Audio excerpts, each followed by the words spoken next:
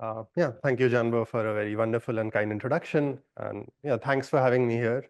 And actually did not know this was spring break, so thanks especially to all of you who did turn up here despite it being spring break. I'll try to sort of keep this entertaining enough and be worthy of the time you're spending here instead of being on a beach. Um, so yeah, I think I want to been working on 3D for a few years, and I want to share some of the more recent things we've been working on in our group, broadly towards this task of reconstructing and generating 3D. Okay? And maybe before going into some specific works, I want to just highlight that this task of being able to reconstruct and generate 3D, at least I feel, is very broadly applicable across many, many downstream applications. Like we've been promised many different possible applications in the future. One of those potential applications are things like AR, VR applications will become pervasive. We'll all talk to each other through this metaverse. In fact, some people believe in this future so much that they've renamed their entire trillion-dollar companies towards this. But whether or not you believe in, that this being present in our lives at that scale, it's very clear that there are a lot of people who are interested in having these AR, VR systems be part and parcels of our daily lives, right? In parallel, there's also this promise of us having these household robots that can hopefully do a lot of everyday tasks in your home. So if any of you recognize this cartoon, like this was the Rosie the robot from this Jetsons cartoon, where there was this promise of this home butler that can do many different tasks. There's this single robot that is capable of interacting with diverse objects across diverse environments. You can just buy this robot and it can do different things for you in your house. Okay? And so these are two slightly different applications like augmented reality and robotics. But towards enabling both of these, I would argue that 3D is fundamental towards enabling either of these successes. For example, if you're thinking of any AR, VR application, then it is really 3D assets which will be populating these scenes that you will be interacting with. Similarly, one of the current paradigms for learning for robotics is through building robot simulations. And sort of a crucial bottleneck there is how do we get diverse enough simulations that model our real world, and this field of real to sim where I can have real objects, create a virtual replica of these that can be interacted with by a robot in a simulator is going to be a key ingredient for building scalable learning solutions for these, right? So I would argue that having capabilities of diverse 3D assets that can populate these simulators or interactive VR scenes, is key to success in either of these paradigms. And perhaps that's one motivating example for why, even if you're not interested in 3D, even if you're just interested in things like robotics, etc., you should perhaps be interested in this problem of acquiring or understanding 3D representations of the everyday world around us. And so given that I'm saying that these 3D representations and 3D assets are critical to both of these pipelines, it's worth asking, okay, how is it done currently? What it is that we are trying to replace, for example. And if you go and search, then the current way of acquiring 3D assets for, let's say, simulators or for interactable sort of AR, VR scenes is essentially through slightly painful, effort-intensive sort of these designers whose full day job is to create these assets. In fact, you can sort of go and look for jobs that will give you sort of a few $100,000 a year if you're good at doing this. And this is arguably a slightly painful process. So one of the hopes of my research is we can automate or ease a lot of this effort that this lady is doing to build a 3D model for a specific scene or for a specific object. Okay? So one of the canonical goals in 3D understanding is to essentially be able to virtualize a real object, right? So I motivated this from AR, VR, or robotics applications, but maybe you're just interested in this goal for the sake of austerity, like you visited a museum, you saw some particular sculpture or some particular object which was interesting to you, you just want a representation for it that is rich enough that you can relive this scene in your memory a few years down the line. And perhaps one possible representation is that if you've seen this object, if you have an image or a few images of this object, you want to perhaps get a high quality 3D representation of this object or the scene that you can walk around at a later date. You can show your kids at a future date that, hey, this is something that I've seen in real life. Okay? So that's one very common goal that we can formulate, that, okay, I have a real object that I can take some images of, and I want a virtual 3D representation of that particular object. And I've been working on this problem, and the field has been working on this problem for many, many years. And to put some of the works that I'll talk about today in context, I want to introduce two different axes that we should always consider when we are talking of works that try to sort of capture or virtualize real objects. So one of those axes is what I would call ease of capture, which is if you as a user have some object or some scene in front of you that you're interested in virtualizing, how much effort do you have to put in, how much pain do you have to go through to get a sort of 3D replica of that? And I would argue on the left end of this axis, something that may be difficult for a user to capture are perhaps dense multi-view images. And what I mean by this is you have to be sure that the represent or the capture setup you have is capturing perhaps each 3D point of this object with sufficient redundancy. So as an extreme example, some of the results that we see with nerve papers require about 100 images surrounding an object uniformly, densely. You can, of course, also take a video, but you have to be very careful that your video captures each and every aspect of the object in a dense manner. Okay. On the other extreme of this axis, if you could have a reconstruction system where someone could just say, hey, here is a single image of an object, give me a reconstruction of it. If this is something you can enable for end users, then it's perhaps the easiest system to use, right? The capture setup is perhaps as easy as it can be. Though later in the talk, I'll also show some work that tries to do this just from text, but arguably that's not reconstructing a real object, that's just reconstructing kind of an imagined object, okay? But so there's this axis, and of course we want to build systems that are easier for people to use downstream, don't require sort of painful captures that can perhaps take a few minutes to acquire, okay? But this is not the only axis to optimize for. The other axis, arguably equally important, is that of faithfulness, which is, I want to reconstruct this object in front of me. How faithful am I in being able to capture the details of this particular object? And so I think one of our PhD brothers has had this work where, Paul Debevec and colleagues use techniques such as photometric stereo, etc., to very precisely reconstruct sort of presidential portraits in 3D. And these systems could very precisely capture all the details of the underlying instance. Okay.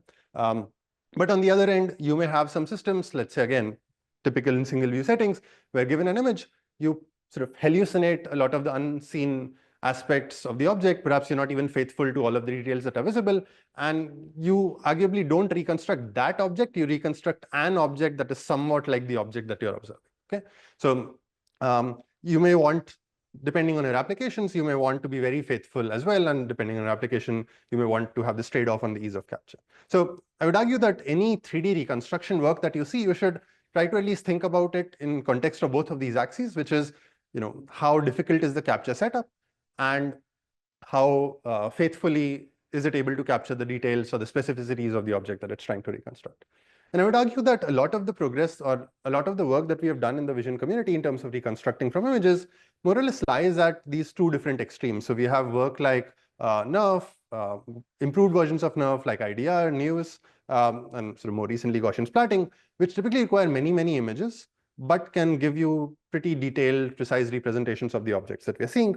On the other hand, a lot of the work on single view 3D reconstruction, which is actually where I spent my PhD on, was focusing on this task of single view reconstruction, but perhaps not giving representations that were as faithful or as detailed about the specifics of the single object. And actually, I think I was looking back and I kind of gave a talk on that bottom right part of this diagram here at UPenn almost 7 years back. So today I'll briefly tell you about some of the things that we've been doing apart from that. So in particular, I'll talk to you about maybe this spectrum of this this two-dimensional plot, where I think this problem setup that we've been thinking about, which is sparse view 3D in the world, where it's really motivated by, let's say, online marketplaces, where someone will have a small number of images of any object that they want to sell, but you have enough images to reconstruct this specific object.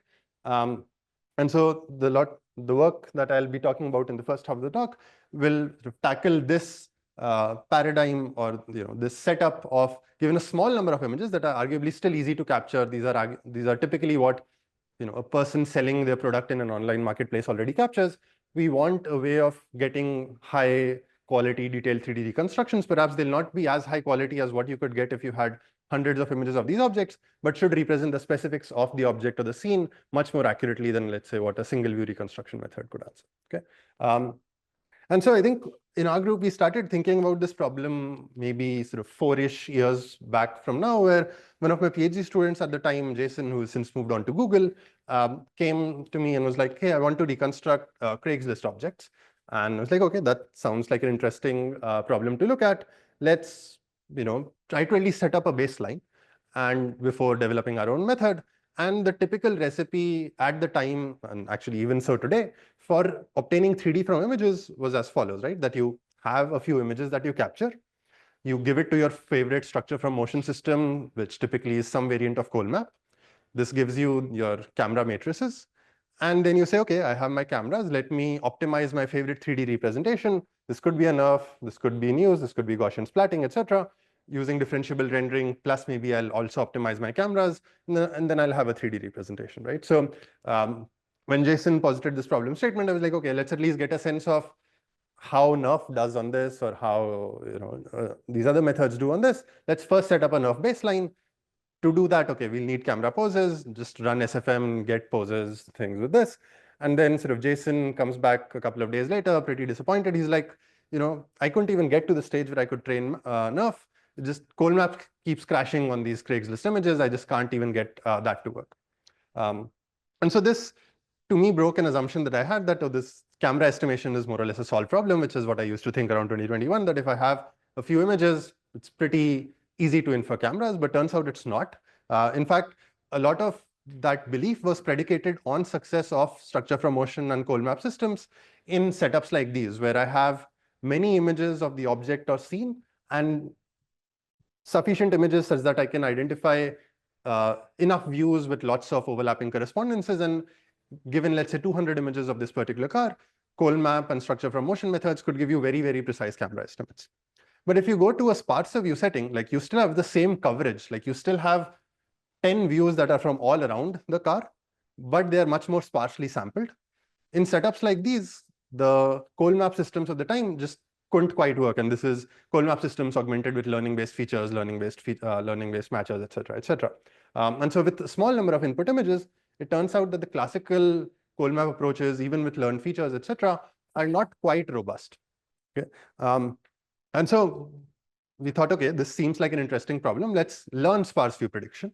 And I'll not go into the details of some of these initial efforts, but broadly speaking, the task of sparse-view post-prediction is as follows. You have a bunch of images at test time, and you want to output corresponding cameras. And so here we are assuming known intrinsics or some approximated intrinsics, but basically you have a set of input images.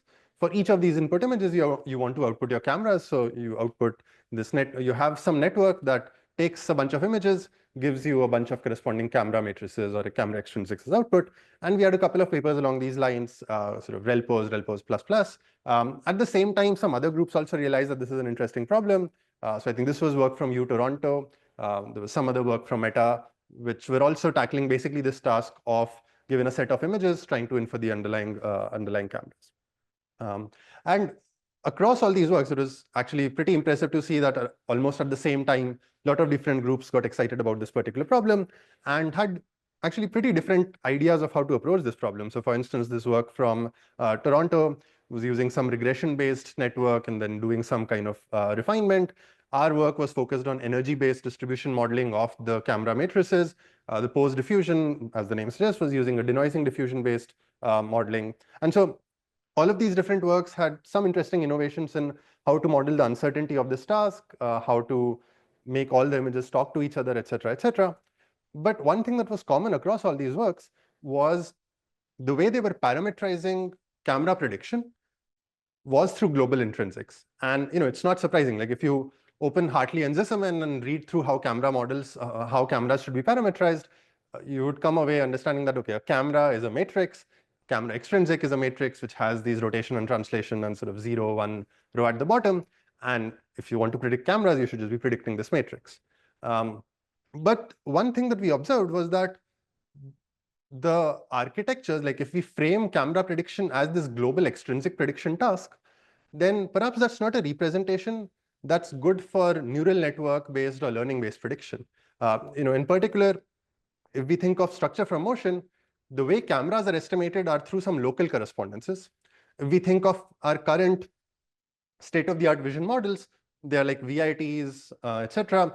There are all these local embedding networks where, okay, the local features can all talk to each other, but they basically have these patch-wise or pixel-wise features. Whereas the global models that we had to design to predict these global representations, it was a bit difficult for them to leverage things like correspondences. You have to do some adaptation of typical vision architectures to make them predict this global task, etc. And so we started thinking about, okay, this global parametrization of cameras is really coming from this classical geometry view of this is the minimal representation of cameras. But if we want a learning-based system that is outputting cameras, can we perhaps reparameterize cameras in some way? And in particular, can we reparameterize cameras in some way that make it a local prediction task as opposed to a global prediction task? And I think the answer came from maybe reading a few papers that I had to read as I was teaching a geometry-based class. But essentially, there's been this idea in camera calibration literature where instead of representing camera as this global matrix, you represent camera as basically per pixel rays. So if you take your standard camera matrix, which you would parameterize as here's my intrinsic, here's rotation and translation, basically each pixel in your sort of image frame corresponds to a ray in the world frame, right? Like if I give you a camera matrix and I give you a query pixel on the camera, you can easily tell what is the ray for that pixel in some global coordinate frame.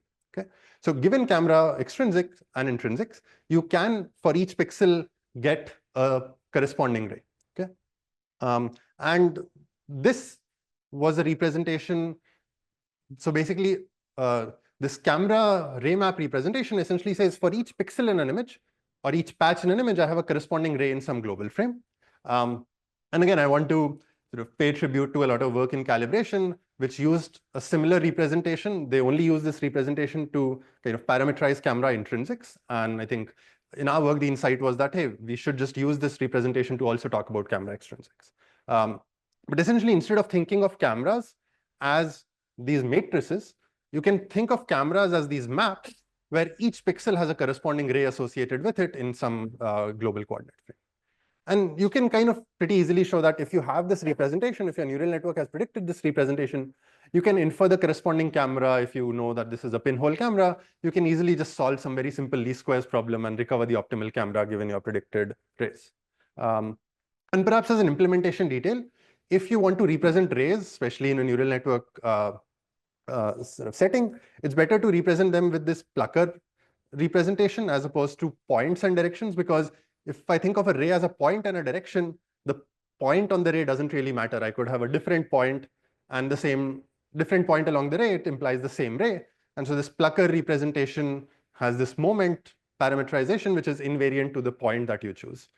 So if you are representing rays, you're perhaps better off representing them with plucker coordinates as opposed to just points and directions. Okay, so this gave us this idea that, hey, when we want to predict cameras, let's just predict per pixel or per patch rays as opposed to trying to predict these global matrices. And once you have that insight, it's extremely simple to design architectures that can make this prediction. So for instance, if you want to design a regression model, then its input is a bunch of images. You take your favorite VIT model, which we took some version of Dino. It gives you per patch features. You have some transformer that makes all of these patches across different images talk to each other. And at the end of the day, you say, hey, each patch is supposed to predict the corresponding ray. Okay, so this is perhaps the simplest architecture that you could design if I told you this is the input and that is the output. Okay, and so this is perhaps the simplest architecture for predicting cameras via regression-based model. We also modified this so that you could do this with a diffusion-based model as opposed to a regression-based model, where really the only difference is you get a noisy version of the rays as input at each time step. Again, so you have these images, features, patch-wise features for these images, noisy rays for each patch, and you again have this very standard transformer that has cross attention across all patches, and it gives you the denoised rays across all these patches. Okay, and we trained this model on some multi-view data set where we held out some categories so that we could even test generalization on novel categories. We held out instances of scene categories, et cetera, et cetera. And so here are some fun visuals you can create once you've trained this model. So at the top are 5 images, and then we'll sort of visualize the denoising diffusion process as the model goes from predicting or having these completely noisy rays to making them slightly less noisy at each time step. Yeah, it's just kind of a fun visualization to see where you initially you don't really see what's happening, and then at the end of the day, something magical happens, and all of these rays come together, and you see that the model has understood all these cameras. Yeah. How do you define the canonical camera coordinates? Yeah, so that's a great question. So I think in our work and in a lot of the other works as well, the convention is that the first image at least determines the camera rotation. So the first image is always, identity rotation. For the camera translation, there are actually different conventions. So in this work, we had the convention that the closest point, that is the intersection of all the optical axes, will be origin. That is a good convention if you had some look-at-centered system. If you have scenes, then that's not a very good convention because my cameras can just be looking straight. So in a follow-up work, we just changed it to the first image is also the center of the camera. I kind of want to emphasize that using diffusion is really nice because even though there may be some ambiguity in defining the coordinate system, diffusion can handle that uncertainty and just give you one plausible answer, even if there's some ambiguity here. But yeah, first image identity rotation is a pretty common convention that we also do. Yeah. This is beautiful. So this is heavily redundant, right? Like the representation Yes, of the camera yes. is super redundant. Yes. You're no longer speaking a kind of a representation of the camera in its most minimal form. Exactly, yes, yes. Etc. But did you find it useful to inject some priors to say, or is it because of this redundancy, is it suffering from sample complexity issues? And yeah. So, okay, I don't have a very good answer for, so sample complexity issues, I would argue maybe not, because when we compare to the previous methods that are also trained on the exact same data sets, we see much stronger performance. In terms of priors, I thought we would. So in fact, we tried really hard to say, hey, all of these rays should actually be intersecting at a common point. If I know this is a pinhole camera, this pixel to the next pixel, it should have a constant shift almost, right? Like in terms of directions. So we tried injecting all those at training, at inference. Turned out we didn't really need them. Amazing. So maybe a quick follow-up to that, and perhaps it's going to come up in a few slides from now. Sure. Given that you actually have a representation of the camera that's so general, yeah, you could be reconstructing images that no longer are from like traditional cameras. Yeah. So I think that is a. I don't know if If you have an image that is captured in green and has like weird reflections and refractions from the raindrops, and I see. Like it's like a very, very, very general notion of what a camera might be. Yeah. So there are different levels of this. So there's one level where you say, okay, I don't have a typical perspective camera. I have like a fisheye camera, for instance, or some other arbitrary distortions. What you're mentioning, I think there are these cameras called catadioptric cameras where there's no well-defined optical center as well. And some of the calibration work did show that these representations are useful there. For us, it's maybe a bit of matter of the training data as well. So the next project that I will talk about, we trained on a lot more diverse data. It has seen fisheye cameras that can handle those. I don't think it has seen cameras which don't have a well-defined optical center. Raindrops, I'm not even sure of what to think, because in terms of the camera model, there is a corresponding specific ray, right? It's just the world is different so that your ray gets refracted. And in that case, we have to think about what it is that we're even trying to predict. Well, the pixels that you're seeing at this might no longer, it's not that the ray is kind of pointed out from the optical center, like you're saying, because the ray now gets bent. But initially it is, right? Later, so if I'm observing this water bottle from the camera, it's that particular ray in the world frame. It's just the scene is in such a way that the scene distorts the ray further. And I don't know if that should be a part of camera modeling or world modeling. But yeah, I'm thinking of the water drop that is absorbed into the camera. I see. Okay. Yeah. Yeah, and then maybe a couple more visuals. Yeah. Do you benefit or hurt from having more viewpoints? Yeah, so it's a bit of things in evaluation also, but I would say you benefit from having more views. The evaluation metrics for camera center are a bit weird because you have to search for the optimal alignment with the ground truth, and that optimal alignment has more free parameters such that with few views you get better alignment. But in practice, you improve a bit with more views, but it's not as good as structure from motion. So in structure from motion, in the limit, if I give you 100 views, things will be very precise. Our approach hits a plateau at some point, so it can't quite reason about correspondences in the exact same way as structure from motion does, but there is some improvement with more views. Which vector do you extract Dino. Yeah. And that's just because it was the first thing that my student used. But yeah. Okay. Maybe just some visual comparisons. So post diffusion was work from Meta, del post plus was work from our group. And then even if we just use a regression-based approach that has no uncertainty modeling, like in fact, a lot of the prior works were all about how do we do better uncertainty modeling here. This regression model did no uncertainty modeling, and even then it was sort of pretty impressive. And then if you have a diffusion-based approach that is a bit more stable to train and can infer modes in a better way, you get some performance gains. And actually, okay, maybe in interest of time, I'll skip a lot of the sort of tables, etc., and show you some other things. And okay, here are just a couple more examples that all we can see. So because I'm from Pittsburgh, we reconstructed or took images of a Heinz bottle and then tried to estimate camera poses. You can see the last image, which is this pink image, which is taken from a slightly different viewpoint, and the model can understand this. Here's a printer in a cluttered environment in our lab, which the previous methods that we were trying could never somehow reconstruct or understand poses of this printer, but this ray diffusion method could. So that we were happy about. So okay, as we were thinking about these dense parametrization of cameras, that hey, for each pixel we should be predicting a ray.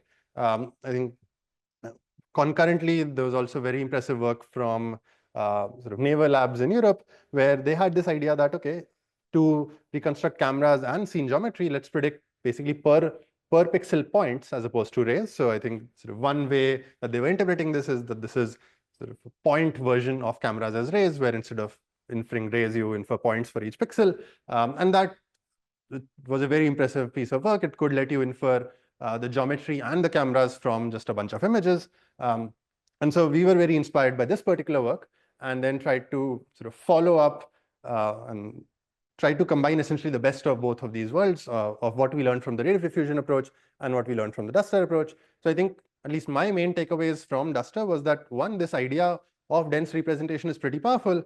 And instead of just rays, if we also represent points, we kind of get a representation for geometry, which could be pretty helpful for a lot of tasks. The other learning from their paper, especially because this was done in an industry setting, is that, unsurprisingly, more data is better. So they had trained on almost 10x the data that we had trained our model on, and that really showed that they could handle lots of diverse kinds of scenes. But one takeaway that we really found held true across our ablations was that a diffusion-based approach for learning this did outperform a regression-based approach.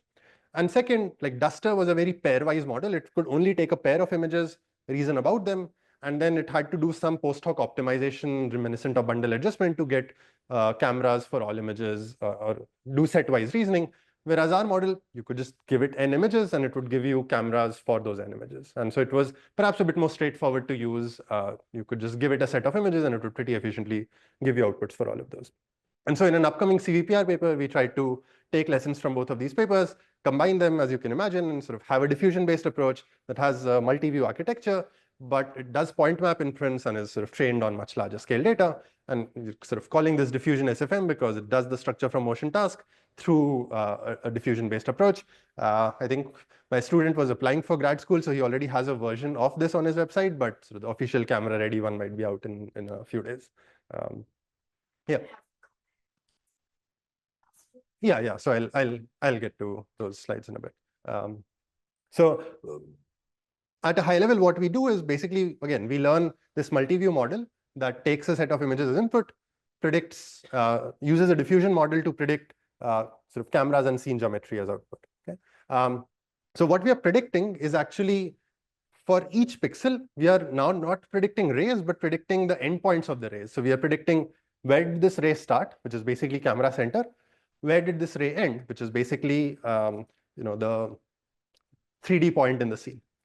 Now, when we started training with this representation, one practical issue we ran into was that when you're training a diffusion model typically expects its sort of outputs or targets to be in a particular range, right? Because you define your noise schedule based on that. But that is, if you're predicting points in R3, that is not easy. Like if I take this image, I'm seeing some trees far away through a crack in the window, and suddenly I have to predict points that are 2 miles away, right? So that makes it extremely difficult to directly train diffusion models that are predicting points in R3. And we sort of tried the naive things that we just couldn't train these models to predict these points. And so one simple fix for this that we had, again, reading like thanks to Hartley and Jessamine, is, hey, if you have a point that is represented in R3, you can have a corresponding point represented in P3 space where you just say, hey, let me add a 1 and normalize it. And now for a 3D point, you have 4 numbers that are normalized, that are representing a 3D point. And that's a unique representation for any 3D point that is well defined. Even a point at infinity would be well represented in this parametrization, right? Like a point at infinity would just have the last number be 0 and everything else be well defined. Okay, so instead of predicting points in 3-dimensional space, we started predicting points in this normalized 4-dimensional space. And that was sort of one of the critical insights to making or training this diffusion model work. Okay. Some other challenges that when you train a diffusion model requires noisy data as input. In a lot of these data sets, you don't have ground truth for all pixels. So we had to also specify a mask saying, hey, for these pixels, the noisy ground truth is not reliable. For these pixels, it is reliable. So make of it what you will. And this was, again, something that was practically pretty important to incorporate if we wanted to train on the data sets with missing ground truth. And the last, some architecture changes to get the prediction to be dense. Like in ray diffusion, we had a per patch prediction. In this work, we had a per pixel prediction, so you could get much denser geometry. Yeah. So for our training data, so for some pixels, you don't have the ground truth depth, which means you don't have the ground truth 3D point that the diffusion is supposed to predict, right? So in diffusion models, if the diffusion model is predicting a variable x, you give xt, which is noisy version of x as input. But for this variable x, we don't have the variable at all pixels. So what input should we give? Because we can't give a noisy version, arbitrarily noisy version, because we don't have the ground truth at some pixels. So we just gave a mask to the diffusion model saying, hey, at these pixels, we don't have the ground truth, so don't trust the xt that you get.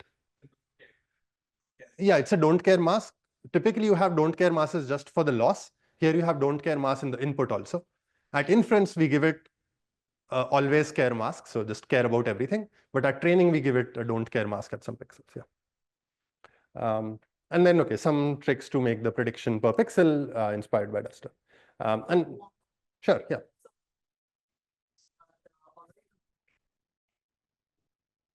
Yeah. Why do you think this is better than local range? Yeah, so actually, we'll get.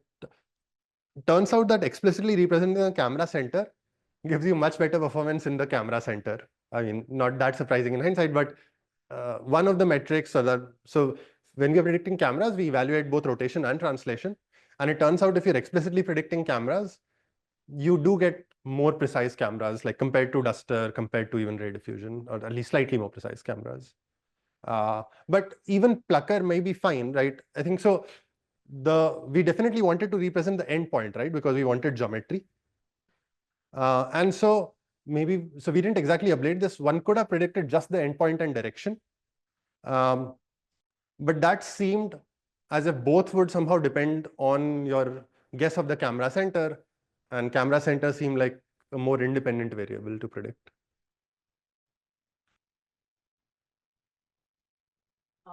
Because I think like for Plucker ray representation, so you mentioned that you don't care too much about the location of the camera. Yeah. Do you think to represent the location of the camera would help the camera prediction? So I would say that we are already predicting a very specific point along the camera anyways, right?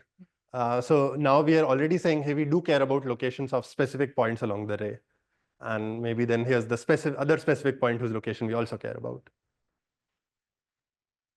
But yeah, I think I'm not entirely sure if predicting, let's say, the endpoint and just direction will necessarily be or significantly worse. My guess is that it will be slightly worse, because turns out, like compared to Duster, which doesn't predict camera center, we get much more accurate camera center. Sure. Actually, circle back to the initial work, right? The first work you did, which is about predicting the endpoints of 3D volumes, and you sure. The camera to check. Yes. So are you going to complete that loop using another view to check? Not yet for checking, though I will try to complete the loop and put this in a system which can give you full 3D reconstructions from a few views. But So okay, here are just some visuals on some different objects where the input is n images, so you can give it arbitrary number of images. I mean, arbitrary in the sense how many ever can fit on your GPU, which I think we have to start doing some clever tricks if you want to feed more than 20 images. But you can give it a few images. The rightmost result is the result from like the duster paper authors that they were showing off that, hey, in this office scene where we don't have any direct correspondences, our system can still understand the relative position of these two, and turns out our system can also do that. Just a couple more examples, including some now seen from our lab as opposed to the duster lab, and some more symmetric objects. And then, yeah, going back to sort of Lingji's question. So here are just some numbers from, on the left is rotation accuracy, on the right is camera center prediction accuracy. And these are all maybe the previous methods. So one, if we train duster not on all data, but just on Core3D, actually duster on Core3D is a bit worse than ray diffusion that's trained only on Core3D. But then if we actually train our system on Core3D, it turns that it outperforms both duster and ray diffusion. Though comparing with duster, this model that's been trained on all data is perhaps a more fair comparison. It does outperform sort of our model trained only on Core3D. But if we also train our model on sort of all of the data, I would say it's a bit better than duster in camera rotation and much better than duster in camera center accuracy, perhaps because we explicitly trained for camera center prediction, whereas duster is only predicting point maps and is sort of optimizing for camera position from it, which could be error prone. Okay? So I would say it's kind of comparable, maybe slightly better than duster for the camera rotations, perhaps a bit more better than duster for camera center accuracy. Yeah. The approaches are supervised with respect to the call. Yes, yes. There is a lot of approaches which learn key points. You have gotten key points before. Yes. And then correspondence. So. And then out. Yes. So by the way, I'm saying Colmap here. This is one of the Colmaps with super point, super glue, bells and whistles at least. So it's not as if it's using SIFT features. It is using some better features and better matches. Like I'm sure since the time we wrote this, even more papers like I think Roma features, etc., seem to be a bit better. So yeah, people are improving things even with better features, but I would argue this Colmap pipeline is also representative of some of those advancements. So this is Colmap with superpoint and superglue, if that helps. And again, maybe this table, which is explicitly focusing on sparse views in this 360 setting, is a bit unfair to Colmap, which really targets this setting where you have more views. So if you extrapolate this table to maybe 50 views, I think Colmap would perhaps be the method that you should all be using and not any of these. And I don't think we are quite there yet, where we can match the precision of Colmap-based systems in this dense view setting. Okay, yes. Yes, fair enough, fair enough. Colmap is just an optimization package. Sure, yes, yes. I mean, in fact, okay, we have some work where we can take correspondences that we get from duster or this, and then if you plug those into Colmap, you obviously get much better results than this. Maybe I should have, maybe I should rephrase this to superpoint plus superglue using Colmap optimization as the fair thing. Yeah. Why is that with increasing number of input images, rotation accuracy seems to improve and center accuracy? Yeah, so I think, okay, this I swept under the rug, but maybe I'll go to a plot from. So the way we measure rotation translation accuracy is you say, hey, here are 4 cameras. Here's the 3D point predicted for the center of them. You have ground truth 4 cameras, and then in our evaluation, you search for the optimal SE3 alignment between these 4. So if you have 2 cameras, you're guaranteed to be perfect. And so it's that you have a few free parameters in this, whereas the rotation accuracy, we only do pairwise rotation alignment evaluation, so there is no free parameter.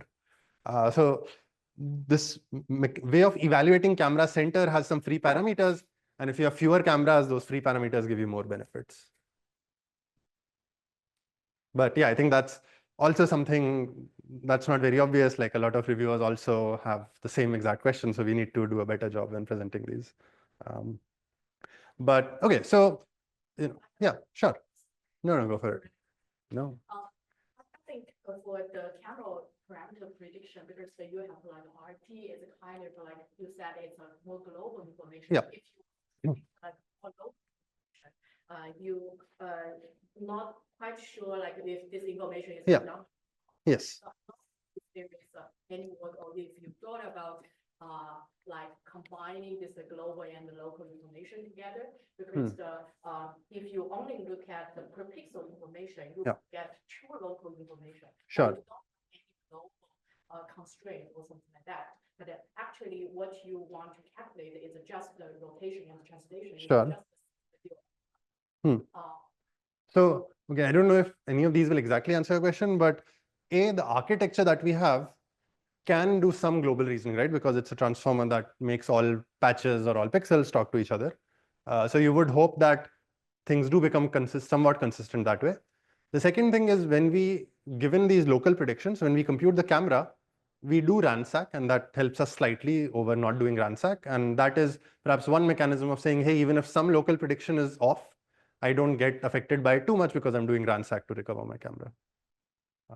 And the ransack assumes that you have ransack assumes we have a pinhole camera. Yeah.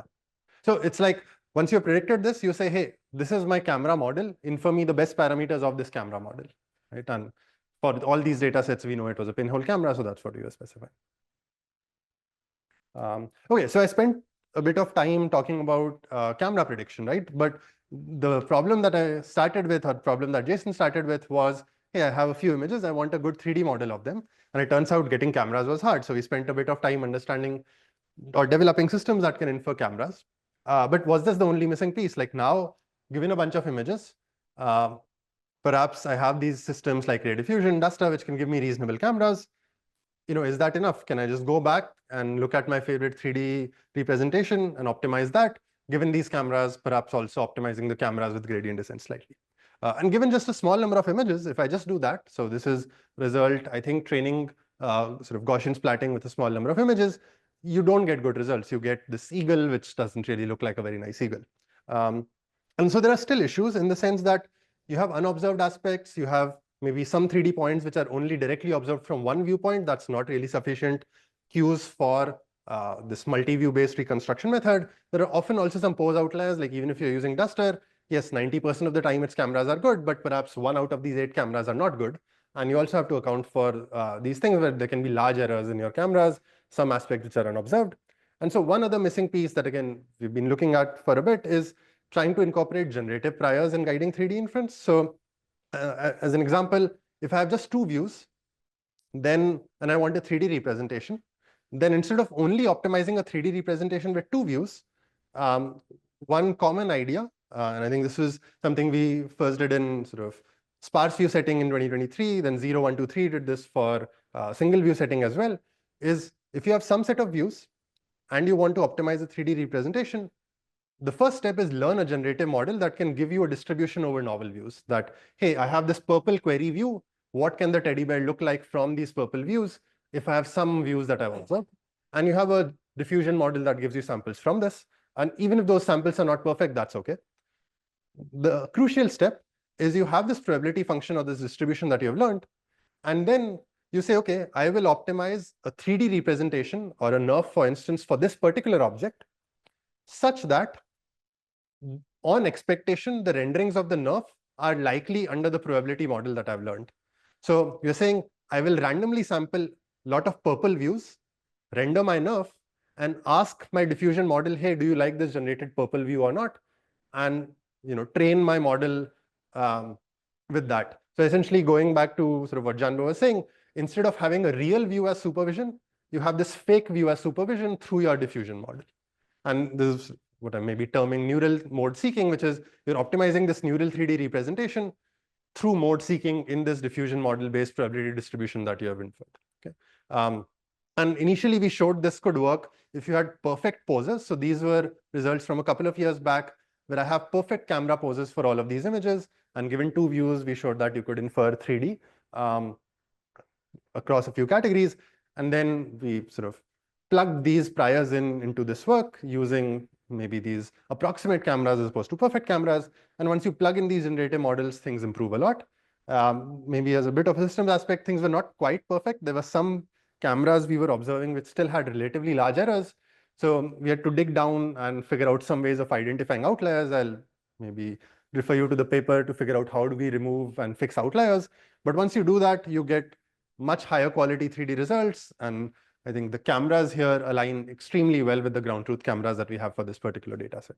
And the end result is you do have a system where you can take a small number of images of any object combined with some off-the-shelf segmentation system, which, these systems are pretty accurate these days. You can just give these images to a system. It will use any off-the-shelf model to get initial cameras, and then do this optimization with some generative priors and outlier reasoning in the loop, and give you a pretty detailed reconstruction of sort of any object. And I will skip some of these comparisons in interest of time and just maybe show off a couple more results. So actually, when I started my PhD, I wouldn't have thought that we will get to a stage where obtaining these results would be very easy. I mean, okay, it's been a few years, but at least I'm still pretty impressed that systems these days can give results like this. And yes, there are still some artifacts, but all of these are from about 4 to 8 images of a generic object that someone had around them. And you can take these images and get these reconstructions pretty reliably. So I think we have a collab notebook of this project. If you're interested in reconstructing your own objects, I would encourage you to sort of go and try reconstructing your own objects. Okay, so maybe the last 5-10 minutes, I want to talk of 3D generation, not from images, but from text. And maybe to motivate the project, I want to review 2 different mechanisms we have for 3D generation. One mechanism is what I highlighted here, that, hey, let me optimize a 3D representation such that renderings of that 3D representation make a diffusion model happy. And I showed this for maybe image-based conditioning, but you could also do this for text-based conditioning. So work from John Byron et al. At Google, like Dream Fusion essentially does this, where you have conditioning of a text, and you say, okay, let me optimize enough such that it makes a text condition diffusion model happy, or the renderings of it are likely under a text condition diffusion model. Okay. The downside of this is that this is computationally expensive, right? Because you are doing this 3D optimization through a diffusion model. Often it takes around an hour. Even if you're doing this efficiently, it takes maybe of the order of 10 minutes or something. The alternate is you can say, hey, I just want to train models that directly generate 3D, right? Let me just train generative models on some data that, given a text or given whatever conditioning, can directly generate my favorite 3D representation, like a textured point cloud mesh, and so on. And there are some approaches that do this. I think there was work from OpenAI initially, like Pointy, etc., which did something like this. It's extremely efficient. You just have feed-forward passes through this network. But the downside, of course, is you're training these models to generate 3D. You are limited by the training data that you can get for 3D generation. Whereas this neural optimization paradigm can benefit from image generative models, which tend to be much more powerful and much more expressive. And then actually, there was some work which really inspired us, which was trying to combine the best of both of these worlds. So in particular, and maybe there are many other papers which came out at the same time, but there were these works like MV Dream and Instant 3D, which had this idea that, okay, let's not directly generate 3D, let's generate multi-view representations. And then given, if I have 8 images of an object, I know enough to reconstruct that object in a feed-forward manner, right? So let's break down 3D generation into multi-view generation and then multi-view to 3D reconstruction, which, especially if you precisely know the camera poses for these multiple images because you are generating them, is not that difficult a problem. Okay, and this initial denoising diffusion model is still generating things in image space as opposed to generating things in some 3D space, and so we can use off-the-shelf diffusion models and adapt them, and we'll get high-quality multi-view generation and good reconstruction.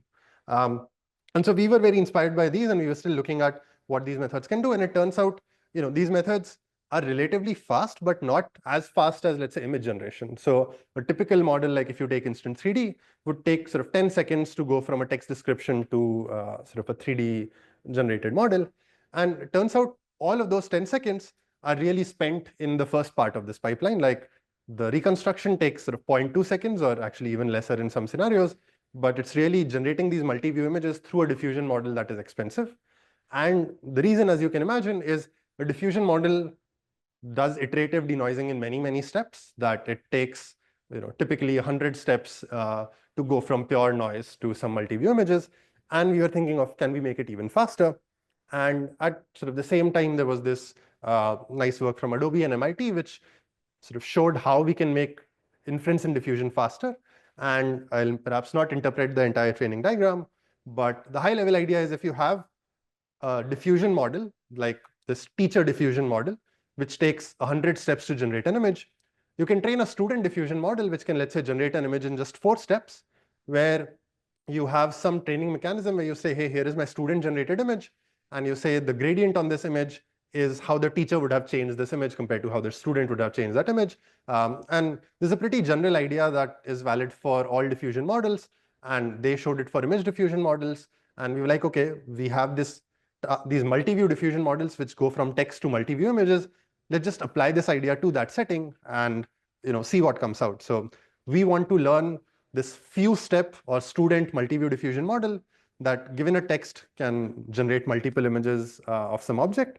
And we'll train this, or we'll take a multi-view diffusion model that takes many steps that we have pre-trained as our teacher and just train it using this objective from the previous paper. And sorry, I'm not interpreting these losses as well, but doing that naively doesn't quite work. So if you have this text description, these are the images, or these are the results that I think the teacher gives you. So this is the teacher that takes around 10 seconds to generate multi-view images, and then you can reconstruct them. And they look kind of reasonable. If you start distilling this, you lose a lot of photorealism. So we can get fast generation, but the quality of the results is perhaps not as good or not as comparable. Like you lose a lot of details, you lose a bit of photorealism. And so the main insight that we had was, at least for this task, if we want to combat the degradation in terms of quality, then one simple fix is to say, for this multi-view generation task, let me not only have a multi-view teacher, which I can kind of only use for some 3D-ish data. Let me also have a generic single view teacher, which is the most powerful, best image diffusion model I can think of, and train my sort of few-step multi-view diffusion model using both this multi-view teacher and a single view teacher. And just doing that gives us a very fast generation model that is almost of a similar photorealistic quality as the initial multi-view teacher. And so now, given any text prompt, in just about 1/3 of a second, we can give you a 3D reconstruction or sort of a 3D generation corresponding to that text prompt that is sort of much better in terms of quality than just naively doing this distillation. And here are some comparisons relating this to prior works, also highlighting some the generation time. I think Tripo SR from, Stability, or maybe some Stability AI or some branch off from there, was perhaps the fastest method, but not as high quality. I think Instant 3D was perhaps the higher quality method, but not quite as fast. And our system, we show evaluations in the paper, can let you get pretty high quality generations, also much, much more efficiently. And okay, we did some user studies also. Basically, our system was comparable to the multi-view teacher that takes a few sort of tens of seconds to generate, and was much better or much more preferred compared to some other systems that were actually also not as fast. And okay, maybe I'll just leave us with some more results here. So you can give some random creative prompts to this, that sort of a goat drinking beer, or campsite on some Trent, or a lion reading a newspaper, and it can generate plausible things.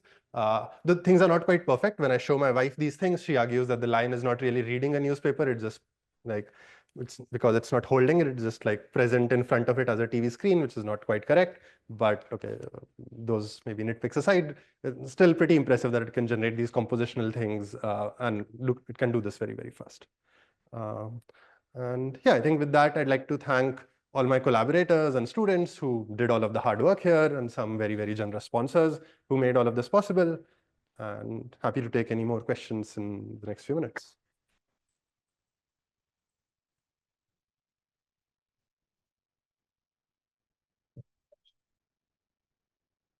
Yeah. I want to go back to your original vision, using those into robotics. Sure. Yes. Yeah. This is on the right direction, but this only fits like the first step. Of course, yes. The next step is not only doing scene level and so on, but also make sure that the objects are actionable. Like you show the image of sure. Yes. Yes. all the boring things. Yes. Contact. Yes. Solver and some. Yeah. So is Yes. there any advance there, or I mean, how can we push the community to go beyond just kind of showing cool pictures? Sure. So I would actually maybe generalize your question to even two things that I didn't quite talk about. Like even for VR applications, even if you want to have static objects, what I showed is not quite enough. You want to also understand, hey, here's this object in this room. What happens if I pull the curtain up? The object's appearance will change. And so broadly, I would categorize these things as I talked about spatial representations with no understanding of physics. And the next steps is to bring in some understanding of physics and materials, both in terms of how these materials interact with light and in terms of how these materials interact with forces. I think the work on relighting is perhaps a bit more far along. Like we have some works, there are lots of amazing papers from NVIDIA, etc., which look at this, that if I have a 3D asset or if I have 3D captures, can I not just infer geometry and appearance currently, but appearance in this disentangled manner? So happy to point you to some works on that later. I would say the one which tries to understand physics is kind of, or physics in terms of how these objects will respond to forces or how they will change. People have started studying it in some limited settings, like if I have articulating objects, how will this change? Or if I have an object, I can imagine it's elastic object and I only want to infer its Young's modulus. I can kind of do that optimization in some way. But to me, that is the next interesting open problem. And in fact, I'm pushing more students in my group to consider this problem.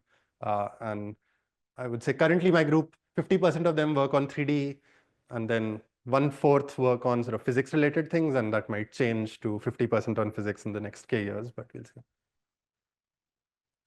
Yeah. Fair to say that a lot of the work, both yours that you showed today, as well as broadly in the space, is kind of focused on objects and, on constructing like pairs of objects or something rather than scenes. Yeah. And what is the difficulty there technically? Yeah. So I would preface this by saying that there are some works which do examine scenes, but even for scenes, you have to think about how much freedom of movement do you have in terms of the generation or in terms of exploration. And there are some works which are impressive, which given this image or set of images, can let you generate a 3D panorama and walk around a few steps and tilt your neck. But a work that can let you take this image and then walk out of this room and generate the rest of the world, I don't think those, we have quite tackled that yet. And one is maybe data, the other is perhaps we don't quite know how to do this very efficiently, because given that I'm in this room, it has some conference room-ish nature to it. If I walk out, I don't expect to see some bedrooms, etc. And we don't, okay, we know of LLMs that can kind of bring in these priors, but I would argue they're not the most principled method of bringing these priors to 3D generation. And yeah, we don't quite know how to have this very long range consistency. In short range consistency for scenes, we just leverage video models, which can do this.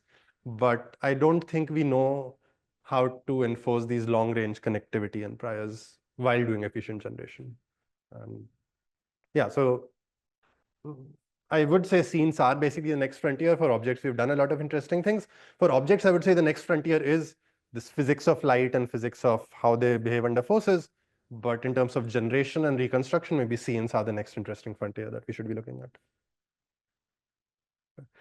Maybe one exception, like approaches for structure from motion, Duster, DiffusionSfM, they work on scenes, and even our work does work well on scenes there. Yeah. I love the Thanks. Yeah. Start with the regression structural motion. For several years, I'm reading the papers, my eyes are rolling. Okay, yes. Now, 2 weeks ago, I read the papers from Eric Brackman, Okay. where two non-overlapping views, one is from here and one is from here. Yeah. And he presents the correct pose. Sure. Yes. It looks like pose hallucination, right? Because yeah. The same way we label both cats and dogs as dogs, I can label any. Yes. But I think this is basically a fundamental question for if we are ever committing to using learning for predicting something, then we are sort of praying to the gods of data-driven inference that we don't make these, or that we are hoping that through data-driven learning, we don't make such egregious errors, but there's no guarantee of these things at all. Perhaps, I mean, so there's a spectrum, right? That how much, so on the one hand is this Colmap system with shift-based correspondence or shift features and correspondences plus optimization. On the other hand is the system which says, hey, K images in, poses out. And I think there's a lot of very interesting middle ground, which is, Duster to some extent is exploring that let me predict these point clouds and still frame this as this optimization problem. And perhaps you have to discover what this sweet spot is. My bet, and one reason I like diffusion models a lot, and we tried to also, there are some experiments in the DiffusionSfM paper on this, that even if you're trained a diffusion model, at inference, you can guide the diffusion model with other priors, right? So you can say, hey, this point corresponds to this point, or this pixel corresponds. They must have the same point map. They must have the same 3D point. And during the diffusion inferences denoising process, you can just add this as a constraint, and it can just easily do this. So I kind of like, so in the paper, we showed some results for depth images, that if I have depth information from some views, I can guide this multi-view inference with this depth information, and it improves. We couldn't quite get the correspondence one to work because it's a very sparse signal and our model is very dense. But in principle, I think diffusion models or probabilistic models are nice because you can say, hey, I have all this data-driven likelihood. I have all this, these constraints or regularizers. Give me the optimize something that accounts for both of them, and at least diffusion models can do that.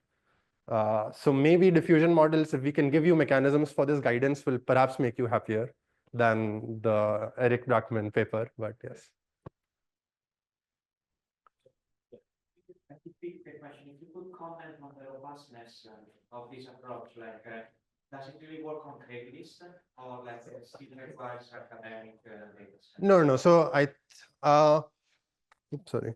I would say it works pretty broadly in general, and I think we'll have the model. I mean, you can try the Duster model already. It's pretty good, and across data sets, ours is a bit better than that. So you can download images, and so the reconstruction work, I would say, is a bit more constrained because that assumes these unoccluded images. But other than that, it works pretty well.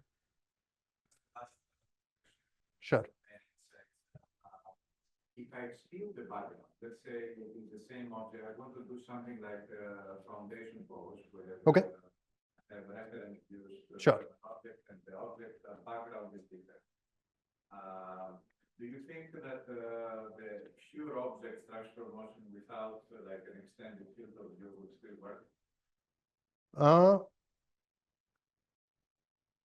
Like a cup, for example. So sorry, okay, you're saying if we only do foreground, like if we have these methods that only see foreground. Sure. Yeah. So I think it will work to an extent. It will be a bit worse. So we have this experiment in one of the earlier papers. So this Relpos ++ paper that Jason had, we did this ablation where, because actually there were some demands from some other people that, hey, can you release a version of this model that doesn't have background, because they wanted to apply it perhaps in these settings. We trained a model and released that. And it was, if I remember correctly, almost 10-15% worse in terms of accuracy, like compared to sort of 85%, it was 70% accuracy. So it will definitely suffer because the background cues are important, but it can still do a lot. I feel like we've got 3 last. I think you're talking about diffusion models, diffusion guides are so special, and I feel that in the community, like we have accepted that because we do 1,000 denoising steps, it interpolated with 1,000 optimization steps on top of that. Solving one major problem inside the guide. I see. So my answer to this would be actually orthogonal, which is that diffusion models are just a mechanism of handling uncertainty. So if I have a task where there is uncertainty, if I'm training a regression method, regression methods are mean seeking. Like if I say, oh, the teddy bear has red nose or black nose, a regression model will predict an orange nose or something. And that is not a good property. You want models that can model uncertainty and give you one of the 2 modes, and diffusion is one instantiation of it. You can have other models. So I don't think diffusion is necessarily the best thing I want to mention. I mean, okay, there are some benefits, you can guide it, etc. But it's uncertainty modeling versus regression where I want to argue that modeling uncertainty is better than not modeling uncertainty. Well, Okay. let's hold the last questions. Thanks. Okay. Thanks.